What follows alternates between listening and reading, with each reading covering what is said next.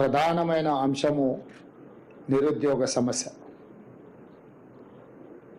నిరుద్యోగ విద్యార్థుల యొక్క ఉద్యమం ప్రత్యేక తెలంగాణ రాష్ట్ర సాధన.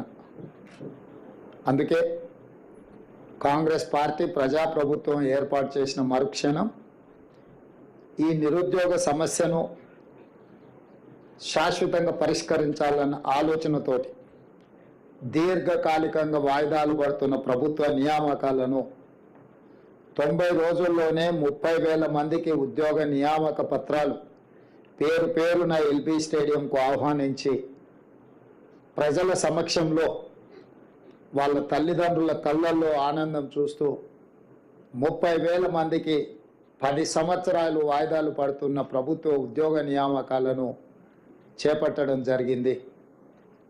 అదే కాకుండా ఇంకొక 35,000 ఉద్యోగాలకు, అది గ్రూప్ 1 కావచ్చు, గ్రూప్ 2 కావచ్చు, గ్రూప్ 3 కావచ్చు, లేకపోతే డిఎస్సి నోటిఫికేషన్ కావచ్చు, ఇతర నియామకాలకు సంబంధించిన నోటిఫికేషన్లు ఇంకొక 35,000కు నోటిఫికేషన్లు ఇవ్వడం ద్వారా నిరుద్యోగ సమస్యను పరిష్కరించడానికి ప్రభుత్వం చిత్తశుద్ధితో ప్రయత్నం చేస్తున్నది అని లక్షలాది మంది నిరుద్యోగ యువకులకు విశ్వాసం కల్పించడానికి సంపూర్ణమైన ప్రయత్నం ఈ ప్రభుత్వం చేస్తున్నది. అదేవిధంగా రాష్ట్ర స్థాయి నియామకాలనే కాకుండా దేశ స్థాయిలో, అది కేంద్ర ప్రభుత్వ సర్వీసులకు సంబంధించి కావచ్చు, పబ్లిక్ సర్వీస్ కమిషన్కు సంబంధించి కావచ్చు, తెలంగాణ రాష్ట్రం నుంచి అత్యధికంగా ఈ ప్రాంత నిరుద్యోగ యువత పోటీ పరీక్షలలో పోటీ పడి అందులో ఉత్తీర్ణులై ఈ దేశ నిర్మాణంలో, ఈ దేశం అభివృద్ధిలో మీరు భాగస్వాములు కావాలి, తెలంగాణ ప్రతిష్ట పెరగాలి, తెలంగాణకు సంబంధించిన మీరందరూ మా కుటుంబ సభ్యులుగా మేము భావించి, కుటుంబ పెద్దలుగా మా బట్టి విక్రమార్క గారు సింగరేణి సంస్థ నుంచి ఒక ప్రత్యేకమైన కార్యక్రమాన్ని రాజీవ్ గాంధీ సివిల్స్ అభయహస్తం కార్యక్రమం ద్వారా మీకు ఒక ఆత్మవిశ్వాసాన్ని పెంచడానికి ఈ రాష్ట్ర ప్రభుత్వం మమ్మల్ని అనాథలుగా వదిలేయలేదు, మా పట్ల కుటుంబ బాధ్యత పోషిస్తుంది అని మీకు నమ్మకం కలిగించడానికి ఈ కార్యక్రమాన్ని ఏర్పాటు చేయడం జరిగింది. చాలామందికి ₹1,00,000 పెద్ద విషయమా అని అనుకొని ఉండొచ్చు, లేదా కొంతమంది పేదలకు ₹1,00,000 కూడా గొప్ప విషయంగా కూడా ఆర్థిక ప్రయోజనం కింద కనిపించవచ్చు. కానీ మా ప్రభుత్వం యొక్క ఉద్దేశము ఆర్థిక ప్రయోజనానికంటే కూడా, ఆర్థిక సహాయానికంటే కూడా మీరు మాకు కావలసిన వాళ్ళు, మేము మీ పట్ల ఎప్పుడు సహాయం అందించాలన్న ఆలోచనతోటి మీరు రాణిస్తే, మీరు ఇందులో ఎంపికై వివిధ రాష్ట్రాలకు, ఈ దేశానికి సేవలు అందిస్తే తెలంగాణ ప్రతిష్ట పెరుగుతుంది, మీరు మా కుటుంబ సభ్యులు అని మీకు విశ్వాసం కల్పించడానికి ఈ ప్రభుత్వం మీది, మీకోసమే ఆలోచన చేస్తుందని ఒక నమ్మకం కలిగించడానికి ఈ కార్యక్రమాన్ని ప్రధానంగా చేపట్టడం జరిగింది. మీకు తెలుసు, చాలా కాలం సచివాలయం లేదు. సచివాలయం వచ్చిన తర్వాత ఎవరిని రానివ్వకుండా పోలీసుల పహారాల మధ్యలో కాపలా కాసేది. ఒకప్పుడు నేను వచ్చినా, సీతక్క వచ్చినా, ఎవరం ఇందులో అధికారులను కలవడానికి వస్తే బయటనే పోలీసులు అరెస్ట్ చేసి తీసుకెళ్ళి పోలీస్ స్టేషన్లలో నిర్బంధించే పరిస్థితి. అక్కడి నుంచి ఈరోజు ఈ సచివాలయం తెలంగాణ ప్రజలది, మీలాంటి వాళ్ళందరూ ఇందులోకి రావచ్చు, ఇది మనది అని ఒక నమ్మకం కలిగించడానికి ప్రత్యేకంగా సచివాలయంలోనే ఈ కార్యక్రమాన్ని ఏర్పాటు చేద్దామని ఉప ముఖ్యమంత్రి గారు సూచన చేయడం, మేము ఆమోదించి మిమ్మల్ని అందరినీ కూడా ఇక్కడికి ఆహ్వానించడం జరిగింది. ఈరోజు నా సూచన ఒక్కటే, మీ అన్నగా మీరు ప్రిలిమ్స్ క్లియర్ చేయడమే కాదు, మెయిన్స్ క్లియర్ చేసి ఇంటర్వ్యూలలో కూడా సెలెక్ట్ అయ్యి తెలంగాణ ప్రతిష్ట పెంచాలి. ఈరోజు బీహార్, రాజస్థాన్, ఇతర రాష్ట్రాల నుంచి అత్యధికంగా ఐఏఎస్లు, ఐపీఎస్లు, ఐఆర్ఎస్లు, ఐఎఫ్ఎస్లు, ఇతర అధికారులుగా ఎంపికై వాళ్ళు ఈ దేశ సేవలో కానీ అత్యధికంగా భాగస్వాములు తీసుకుంటున్నారు. మరి అన్ని రకాలుగా ముందంజలో ఉన్న తెలంగాణ రాష్ట్రం నుంచి మనం ఎందుకు రాణించకూడదు, మన పిల్లలు ఎందుకు ఎంపిక కాకూడదు అన్న ఆలోచనతోటి మన వాళ్ళను, మన కుటుంబ సభ్యులను ప్రోత్సహించడానికి ఈరోజు ఈ కార్యక్రమాన్ని తీసుకున్నాం. మీకు సంపూర్ణంగా విశ్వాసం కల్పిస్తున్నది రాష్ట్ర ప్రభుత్వం. ఈ ప్రభుత్వం మీది, మీకు అండగా నిలబడుతుంది.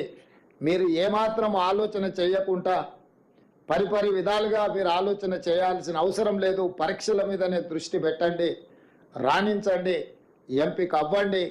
తద్వారా మీ తల్లిదండ్రులకు, మీ గ్రామానికి, మన రాష్ట్రానికి ఒక గౌరవం పెరుగుతుంది. ఆ విధంగా మీరు ముందుకు వెళ్ళాలని తెలియజేస్తూ, అదేవిధంగా బట్టి విక్రమార్క గారు కొన్ని అంశాలను ప్రస్తావించారు. యంగ్ ఇండియా స్కిల్స్ యూనివర్సిటీ గురించి.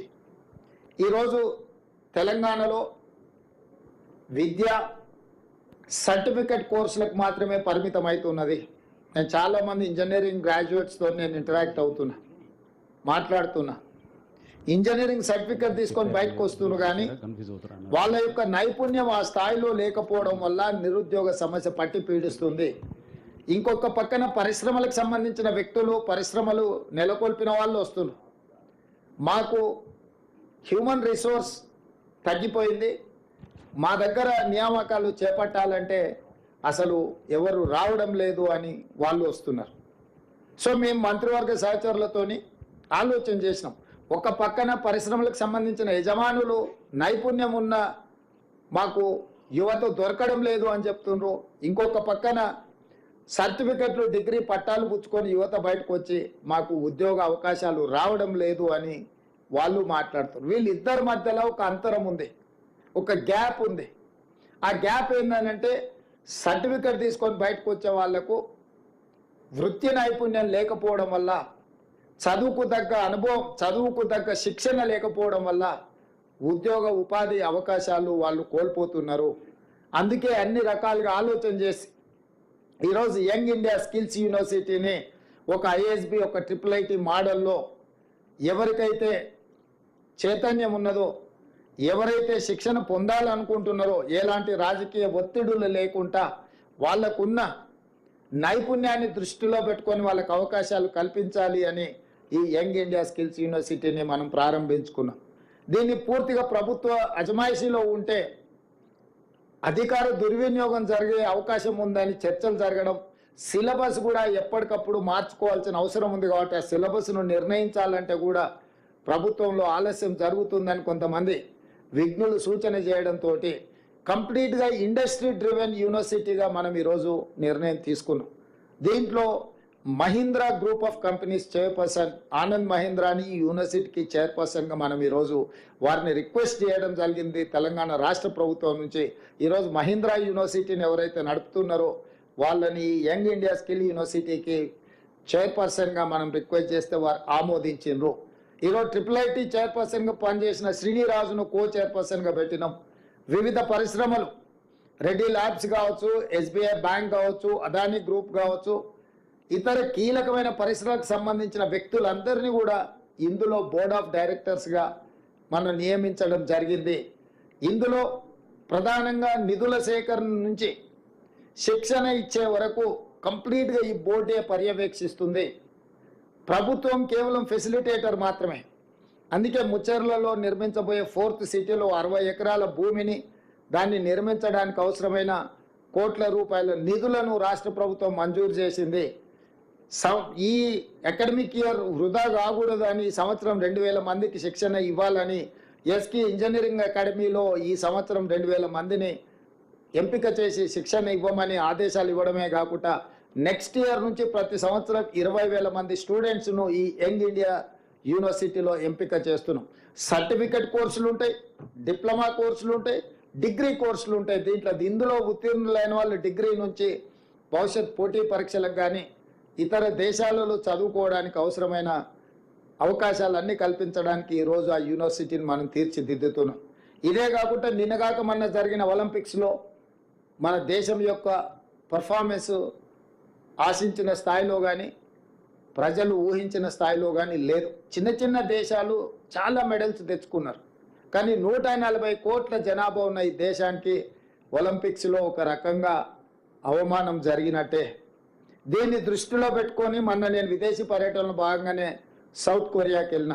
అక్కడ sports university, south Korean sports యూనివర్సిటీకి నేను అక్కడికి వెళ్ళిన. సౌత్ కొరియాకు 32 పథకాలు వస్తే ఒక చిన్న దేశంలో 16 పథకాలు నేను వెళ్ళిన యూనివర్సిటీకి వచ్చినాయి. అందులో ఒక అమ్మాయికి 3 గోల్డ్ మెడల్స్ వచ్చినాయి ఒలింపిక్స్లో. ఒకే అమ్మాయి 3 గోల్డ్ మెడల్స్ కొట్టింది. అంటే శిక్షణ ఇవ్వడం ద్వారా, నైపుణ్యాన్ని రాబట్టడం ద్వారా ఒలింపిక్స్లో కూడా రాణించిన ఆ దేశం మన దేశానికి, మన యువతకు ఆదర్శంగా తీసుకోవాలి. అందుకే సౌత్ కొరియన్ యూనివర్సిటీతో మాట్లాడి యంగ్ ఇండియా స్పోర్ట్స్ యూనివర్సిటీని కూడా వచ్చే అకాడమిక్ ఇయర్ నుంచి మన స్పోర్ట్స్ యూనివర్సిటీని దేశంలో, మన రాష్ట్రంలో ప్రత్యేకంగా నెలకొల్పుతున్నాము. ఎందుకంటే 2028 ఒలింపిక్స్లో అత్యధికంగా మెడల్స్ ఈ తెలంగాణ యువత సాధించాలన్నది మా లక్ష్యం. ఈ ఒకప్పుడు ఎఫ్ఏ ఏషియన్ గేమ్స్ కానీ, నేషనల్ మిలిటరీ గేమ్స్ కానీ చాలా గేమ్లు నిర్వహించిన 2002 సంవత్సరంలో నిర్వహించిన గొప్ప అద్భుతమైన స్టేడియంలు గచ్చిబౌలిలో స్పోర్ట్స్ విలేజ్ దాదాపుగా ఈ 15 సంవత్సరాలు నిరుపయోగంగా మారిపోయింది. వీటన్నిటిని కూడా తిరిగి ఉపయోగంలోకి తీసుకురావాలి. వీటన్నిటిని కూడా తెలంగాణ యువతకు శిక్షణ ఇవ్వడం ద్వారా స్పోర్ట్స్ యూనివర్సిటీని ఒక ఏర్పాటు చేసి తెలంగాణ యువతకు క్రీడల పట్ల ఆసక్తిని కల్పించడమే కాకుండా తెలంగాణ యువతకి అద్భుతమైన శిక్షణను ఇవ్వడం ద్వారా ఒలింపిక్స్లో ఈ దేశానికే తలమానికంగా తెలంగాణ యువతను మార్చాలని ఈ ప్రభుత్వం నిర్ణయం తీసుకున్నది. తొందరలో ఈ అంశాలను కూడా మీరు చూడబోతున్నారు. అదేవిధంగా ఇంతకుముందే బట్టి విక్రమార్క గారు చెప్పినారు, SC ST BC minority residential schools ప్రారంభించమని గత ప్రభుత్వం చెప్పింది. కానీ పోల్ట్రీ ఫార్మ్స్లలో కోళ్ళ కంటే కూడా అధ్వానంగా ఇవాళ ఆ పిల్లలను ఆ వాటిలలో ప్రైవేటు రెంటల్ బిల్డింగ్లో పెట్టారు. ఎలాంటి మౌలిక వసతులు లేవు. 200-300 మంది విద్యార్థులు ఉంటే 2 బాత్రూమ్లు కూడా ఉండడం లేదు. వీటన్నిటి దృష్టిలో పెట్టుకొని పిల్లలందరూ ఎవరు? మన వాళ్ళు. మన పిల్లలకు మనం ఇవ్వవలసిన మౌలిక వసతులు ఇవ్వకపోతే వాళ్ళ మీద, వాళ్ళ భవిష్యత్తు మీద ప్రభావం చూపిస్తుంది.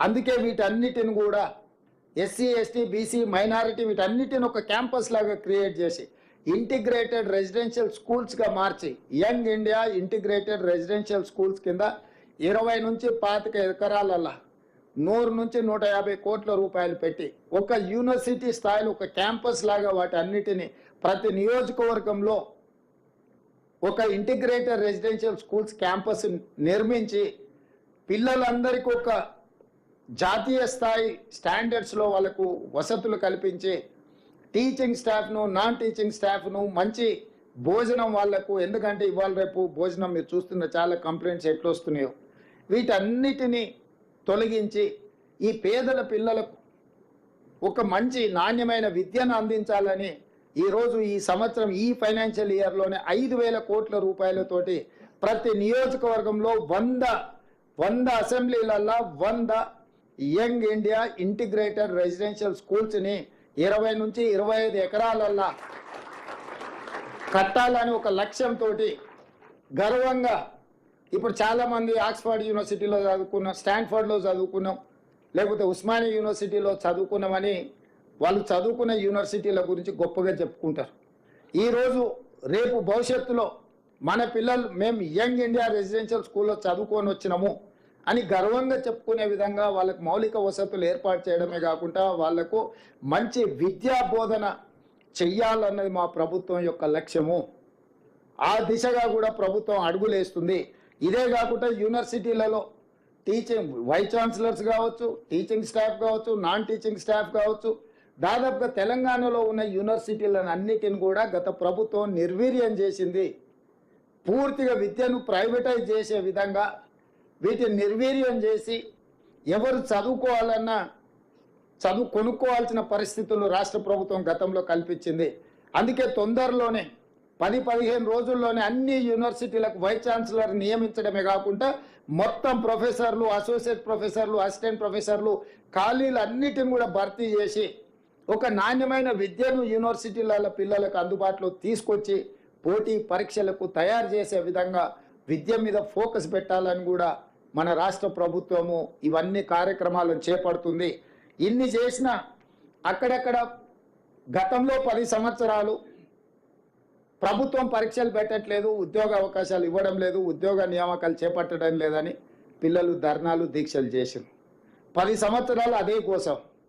ఇప్పుడు మన ప్రభుత్వం వచ్చినాక పరీక్షలు పెడతామంటే కూడా కొంతమంది వాళ్ళను భయపెట్టి రోడ్ల మీదకి తెచ్చి మాకు పరీక్షలు వద్దు, వాయిదాలు వేయండి అని ధర్నాలు చేపిస్తారు. మీరు సివిల్స్కు ప్రిపేర్ అయినరు, సెలెక్ట్ అయినరు, మీరు ఆలోచన చేయండి. ప్రభుత్వం ఎప్పుడైనా పరీక్షలు పెడతామంటే విద్యార్థులు పోటీ పడి పరీక్షలు. గత 10 సంవత్సరాల నుంచి మనం ప్రిపేర్ అవుతున్నాం కదా. ఏదైనా మీకు సమస్య ఉంటే ఈ ప్రభుత్వము మీకు అందుబాటులో ఉంటుంది. నాతో పాటు మంత్రివర్గ సహచరులు అందరూ మీకు అందుబాటులో ఉన్నారు. ఎవరైనా కలవకుంటున్నారా? ప్రతిరోజు నేను మీ మధ్యలోనే కనిపిస్తున్నా కదా. మా మంత్రులందరూ మీరు ఎవరిపైనా కలుస్తున్నారు. నేను ఎందుకు చెప్తున్నంటే కొంతమంది ఉద్దేశపూర్వకంగా విద్యార్థులను రెచ్చగొట్టడం ద్వారా రాజకీయ ప్రయోజనం పొందాలని ప్రయత్నం చేస్తున్నారు. గతంలో ఈ రకంగా లబ్ధి పొందినరు. గతంలో ఈ రకంగా రెచ్చగొట్టి పిల్లల ప్రాణాలను ఆత్మ బలిదానాలను చేసి ఆ పిల్లల ప్రాణాల పునాదుల మీద అధికారంలోకి వచ్చిండ్రు. 10 సంవత్సరాలు వాళ్ళని పట్టించుకొని ఏ పరీక్షలు నిర్వహించాలి, ఏ ఉద్యోగాలు ఇవ్వాలి. ఇప్పుడు ఉద్యోగం పోగానే మళ్ళీ విద్యార్థులు గుర్తొచ్చారు, వాళ్ళ ప్రాణాలు గుర్తొస్తున్నాయి. నేను అందుకే పిల్లలందరినీ ఎందుకయ్యా మీరు ఉన్నారు కదా దుఃఖాలాక బాబా మర్దులు, మీరు ఆమర నిరాహార దీక్ష కూర్చోండి పరీక్షలు వాయిదా వేయడానికి అని చెప్పి నాకు తిక్కలేసి. ఎందుకంటే ప్రభుత్వం పరీక్షలు నిర్వహించాలనుకున్నాడు, మీకు ఉద్యోగాలు ఇవ్వాలనే కదా. మాకేం ఉద్దేశం ఉంది? వాయిదాలు వేస్తే మాకే మంచిది, మీకే నష్టం. మీకు ఏదైనా ఇబ్బంది ఉంటే, ఏదైనా అంశంలో మీరు ఏదైనా ఇంకా బెటర్గా చేయడానికి ఏదైనా సూచన ఏదైనా చేయదలుచుకుంటే ప్రభుత్వం సిద్ధంగా ఉంది. ఎందుకంటే వాళ్ళు కూడా మీ సోదరులే, మన సోదరులే, మన పిల్లలే. ఇప్పుడు ఆ పరీక్షల కోసం వాయిదాలు ఏమని అడిగేటోళ్ళు కానీ, నిరసన తెలిపేటోళ్ళు కానీ వాళ్ళు ఎవరో బయట వాళ్ళు కాదు, మన పిల్లలు. వాళ్ళకి ఏం కావాలనో ఈ ప్రభుత్వం సిద్ధంగా ఉంది. మీరు బయటికి వెళ్ళినాక వాళ్ళందరికీ చెప్పండి. నిరసన తెలపాల్సిన అవసరం లేదు, ధర్నా చేయాల్సిన అవసరం లేదు. ఈ ప్రభుత్వం మీరు చెప్పింది వినడానికి సిద్ధంగా ఉంది. అందులో సహేతుకమైన సూచన ఉంటే తప్పకుండా ఈ ప్రభుత్వం పాటిస్తుంది. అందుకే గ్రూప్ 2 పరీక్షను మీరు అడిగినారు, మేము పోస్ట్పోన్ చేసినాం. కానీ పరీక్షలే నిర్వహించవద్దు. ఎందుకంటే పరీక్షలు నిర్వహిస్తే పిల్లలకందరికి ఉద్యోగాలు వస్తే వాళ్ళకి ఇంధనం ఉండదు, వాళ్ళ రాజకీయ మనుగడకే ప్రమాదం వస్తుందని చెప్పి కొంతమంది కుట్రలు చేస్తున్నారు. కాబట్టి కుట్రలలో పడకండి. మీరు ఎవరు చెప్పినా మీ సొంతంగా ఆలోచన చేయండి, ఇది మంచిదా కాదా. ఈ ప్రభుత్వం ఉద్యోగాలు ఇవ్వడం వల్ల ఎవరికి లాభము, ఎవరికి నష్టము, ఈ ప్రభుత్వం పరీక్షలు నిర్వహిస్తే ఎవరికి మేలు జరుగుతుంది. ఈ ప్రభుత్వం ఈ రకంగా ప్రిలిమ్స్లో పాస్ అయిన వాళ్ళను పిలిచి ప్రోత్సహించి వెన్ను దడితే వాళ్ళకు ఒక మానసిక ధైర్యం, ఎస్ మా ప్రభుత్వం ఉన్నది, మా గవర్నమెంట్ ఉన్నాడు, మా ముఖ్యమంత్రి ఉన్నాడు, మా ఉప ముఖ్యమంత్రి ఉన్నారు, మాకు ఏదైనా విషయం ఉంటే మేము వెళ్ళి చెప్పుకుంటాం. ఇగో ఈ సచివాలయం మాది, ఇవాళ లోపలికి వస్తే మీ కాన్ఫిడెన్స్ లెవెల్ ఎంత పెరుగు ఉంటుంది. ఆ బయట నుంచి దూరంగా పోతే మనకి ఎట్లుంటుంది, అరే ఇదేదో పరాయోళ్ళ ఆస్తి, మనం ఏదో దాని ముందల గడిల ముందర వెళ్ళిపోయే బానిసల్లాగా నుంచి బాజాప్తా లోపలికి వచ్చి సచివాలయంలో ఉంటే మీ కాన్ఫిడెన్స్ లెవెల్, మీరు పోటీ పరీక్షలకు ప్రిపేర్ అయ్యేటప్పుడు మీ కాన్ఫిడెన్స్ లెవెల్ నెక్స్ట్ లెవెల్కి వస్తుంది. అందుకే సచివాలయంలోని ప్రోగ్రాం పెట్టాలని మా ఉప ముఖ్యమంత్రి గారు సూచన చేస్తే తక్షణమే చెప్పిన, ఎస్ పిలవండి, సచివాలయం ఏం కొద్ది మంది కోసమే పరిమితమైన గడి కాదు, ఇది పేదల కోసం ప్రజాపాలన అందించే సచివాలయం, డాక్టర్ బాబాసాహెబ్ అంబేద్కర్ గారి పేరుతో ఉన్న సచివాలయం. ఇక్కడ ఈ కార్యక్రమాలను ఏర్పాటు చేద్దాము అని చెప్పి ఈరోజు ప్రభుత్వం ఈ నిర్ణయం తీసుకున్నది. అదేవిధంగా ఈ మెయిన్స్కు సెలెక్ట్ అయినాక కూడా మళ్ళీ ఇంటర్వ్యూలో ఉన్నప్పుడు కూడా ఖచ్చితంగా మీకు ఆర్థిక సహాయాన్ని అందించి మిమ్మల్ని ప్రోత్సహించడానికి ఈ ప్రభుత్వం ఉంటుంది. ఇది ప్రజాధనం, ప్రజల కోసం, ప్రజల ఉపయోగం కోసం. మా ప్రాధాన్యత ప్రజలు. గతంలో కూడా ఈ ధనం ఉండే, గత ప్రభుత్వం దగ్గర నిధులు లేక కాదు. 10 ఏళ్ళు ₹1,00,000 రైతు రుణమాఫీ చేయలేదు. మేము ఒక్క నెలలోనే 31,000 కోట్ల రూపాయలు రైతులకు ఇచ్చినాం. ఉండే వాళ్ళ ప్రాధాన్యత ఒకటి ఉండి, ఈరోజు మా ప్రాధాన్యత ఇంకొకటి. మా ప్రాధాన్యత నిరుద్యోగ యువకులు, మా ప్రాధాన్యత విశ్వవిద్యాలయాలు, మా ప్రాధాన్యత రైతులు. గత ప్రభుత్వం యొక్క ప్రాధాన్యతలు 10 సంవత్సరాలు చూసినాం. వాళ్ళ ప్రాధాన్యతలు ఫామ్ హౌస్లు ఏ విధంగా వచ్చినాయో, లేకపోతే ఆర్థికంగా వాళ్ళు ఎట్లా ఎదిగినరో, ఉద్యమం ముసుగులో టీవీలు ఎట్లా వచ్చినాయి, పేపర్లు ఎట్లా వచ్చినాయి, ఆస్తులు ఎట్లా వచ్చినాయి, బంగళాలు ఎట్లా వచ్చినాయి, పదవులు ఎట్లా వచ్చినాయి, కల్లారే మీరు చూసిండ్రు. ఎందుకు నేను ఈ అంశాలను ఇప్పుడు ప్రస్తావిస్తున్నంటే, రేపు భవిష్యత్తుకు మీరే పునాదులు. రేపు భవిష్యత్తులో ఆదర్శంగా భవిష్యత్ తరాలకు నిలబడేది మీరే. ఈరోజు మీరు సెలెక్ట్ అవ్వడం ద్వారా మీ ఊర్లోనో మీ ప్రాంతంలోనో ఇంకా వేలాది మంది విద్యార్థులు పోటీ పడతారు. ఈరోజు ఎస్ఐ పరీక్షల ఫలితాలు ఎప్పుడు వచ్చినా టోటల్ మీద 50% ఒక నల్గొండ జిల్లా వాళ్ళే ఎస్ఐ పరీక్షలు విజయం సాధిస్తుంటారు. ఎందుకంటే 30 ఏళ్ల కింద ఆ నల్గొండ జిల్లాలో ఉన్న విద్యార్థులు పోటీ పడి చదవడంతో గ్రామాలలో పోటీ పెరిగింది, కుటుంబాలలో పోటీ పెరిగింది. అరే మన పక్కింట్లో పిల్లగాడు ఎస్ఐ అంటే మనం ఎందుకు కాకూడదు, మనం ప్రిపేర్ అవుదాం. అన్ని జిల్లాలకు అన్నిటి ఒక నల్గొండ జిల్లాకి అన్ని వస్తాయి. ఎందుకంటే ఆ పోటీ గుర్తింపు, అరే ఇది ఒక దారి ఉన్నది మనం చదువుకుంటే అవ్వచ్చు అని. ఈరోజు మీరు కూడా సివిల్స్కు సెలెక్ట్ అవ్వడం ద్వారా మీ జిల్లాలల్లా, మీ మండలాలల్లా, మీ చుట్టాలల్లా, మీ మిత్రులల్లా ఇంకా కొంతమంది అరే ఇది బాగున్నది, మనం ప్రిపేర్ అవుతే మంచి హోదా వస్తుంది. స్లోగా మన సెలెక్ట్ చేయమంటే మన వాళ్ళు ఎన్నికైతున్నాయి, పెరుగుతూ ఉన్నాయి. దీన్ని ఇంకా పెంచాలి, మిమ్మల్ని ప్రోత్సహించాలి. తద్వారా తెలంగాణకు మేలు జరగాలి. మాకు కూడా ఒక జాబ్ సాటిస్ఫాక్షన్ అంటే మేము ప్రజాప్రతినిధులు ఎన్నికై మాకు ఆత్మ సంతృప్తి కలగాలి. అరే మేము కూడా మా హయాంలో కొంత మంచి పని చేసినాం, యువతకు కొన్ని ప్రోత్సాహకాలు ఇచ్చినాము, ఈ రకంగా ముందుకు తీసుకెళ్తే ఇది తెలంగాణకు ప్రయోజనం జరుగుతుంది అన్న ఆలోచనతోని ఈరోజు మనం పూర్తి స్థాయిలో ప్రయత్నం చేస్తున్నాము. మిమ్మల్ని అందరిని కూడా 135 మంది ఈరోజు హాజరైనరు, 175 మంది ఎన్నికైనరని మా అధికారులు చెప్తున్నారు. అందరికందరూ మెయిన్స్ కూడా క్లియర్ చేయాలి. ఇంటర్వ్యూలలో కూడా మీరు ఎంపిక అవ్వాలి. ఎక్కడైనా ఏదైనా మీకు ఏదన్నా అనుకోని సమస్య వచ్చినా, ఏదన్నా మీకు చిక్కుముడిలాగా అనిపించినా ఈ ప్రభుత్వం దగ్గరికి రాండి. మీ అన్నగా, ముఖ్యమంత్రిగా మీకు ఏ అవసరమైనా నేను అందుబాటులో ఉండి మీ తరఫున నేను వకాల్తా పుచ్చుకుంటా. మీకు ఏదైనా అవసరము వచ్చింది, ఎందుకంటే చాలామంది ఇక్కడ ఉన్న వాళ్ళు తల్లిదండ్రులు చదువుకోకపోవడమో లేకపోతే గ్రామీణ ప్రాంతాలలో ఉండడం వల్ల వాళ్లకు ఒక పెద్ద దిక్కు లేకపోవడం అనే లోటు కనిపిస్తుంటుంది. మీరెవరూ అట్లా అనుకోవాల్సిన అవసరం లేదు, ఈ ప్రభుత్వం ఉంటుంది. నేను నా మంత్రివర్గ సహచరులు మీ ఏ సమస్య వచ్చినా ఎవరితోనైనా 175 మంది ఎన్నికైనరని మా అధికారులు చెప్తున్నారు. అందరికందరూ మెయిన్స్ కూడా క్లియర్ చేయాలి. ఇంటర్వ్యూలలో కూడా మీరు ఎంపిక అవ్వాలి.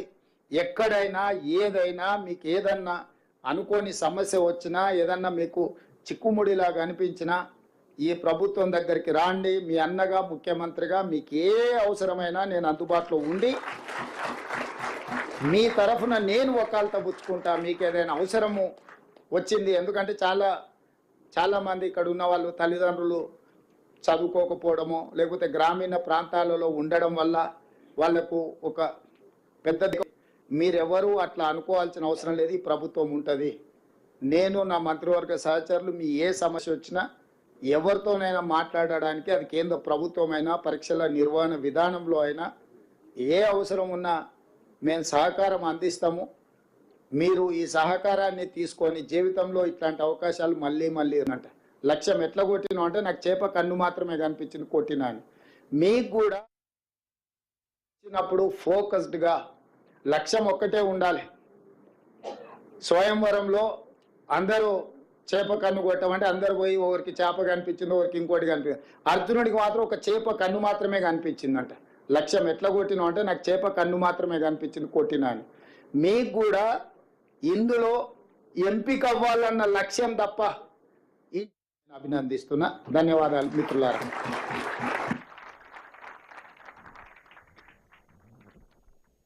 ధన్యవాదాలు సార్. హలో సార్, ధన్యవాదాలు సార్. ఎంతో స్ఫూర్తిదాయకమైనటువంటి ఉపన్యాసంతో అందరిలో కూడా స్ఫూర్తి కలిగించారు. ఇప్పుడు అందరికీ ఒక నిమిషం, ప్రతి విద్యార్థికి ఇక్కడికి వచ్చిన వాళ్ళందరూ కూడా ₹1,00,000 ప్రకారం చెక్లు అందజేయడం జరుగుతుంది. జాగ్రత్తగా తీసుకోండి, జాగ్రత్తగా వెళ్ళండి, బాగా చదువుకోండి. ఈ కార్యక్రమానికి వచ్చినందుకు మిమ్మల్ని అందరిని కూడా అభినందిస్తున్నా. Thank you so much sir. ఈ ప్రభుత్వం మీది, మీకు అండగా ఉంటుంది అని తెలియజేస్తూ మీరు తెలంగాణ గడ్డకే కాక దేశానికే వన్నె తేవాలి. ఒక్క నిమిషం, మెయిన్స్ పాస్ అయ్యి మళ్ళీ ఇంటర్వ్యూకి వెళ్ళే వాళ్ళకు కూడా మళ్ళీ ₹1,00,000 ఇవ్వడం జరుగుతుంది. మా భట్టి గారు నేను చెప్పినా కానీ ప్రత్యేకంగా చెప్పమన్నాడు. ఇప్పుడు ప్రిలిమ్స్ క్లియర్ చేసి మెయిన్స్కి వెళ్తున్నందుకు మీకు ₹1,00,000, మెయిన్స్ నుంచి మళ్ళీ ఇంటర్వ్యూకి వెళ్ళే వాళ్ళకు కూడా మళ్ళీ ఒక ₹1,00,000. ఎందుకంటే మీరు పోటీ పడాలి, కష్టపడాలి, చదవాలి, ఢిల్లీకి పోవాలి. కాబట్టి మీ ఒక్కసారి అందరూ లేచి నిలబడి దారి ఖర్చులు అంటారు కదా, మీ యొక్క కృతజ్ఞతలు దారి ఖర్చులు అందరికీ అద్భుతం. ఇవ్వడానికి ప్రభుత్వం అద్భుతం ముందుకు సార్, వచ్చింది. అద్భుతం sir. Okay. Thank you so much sir.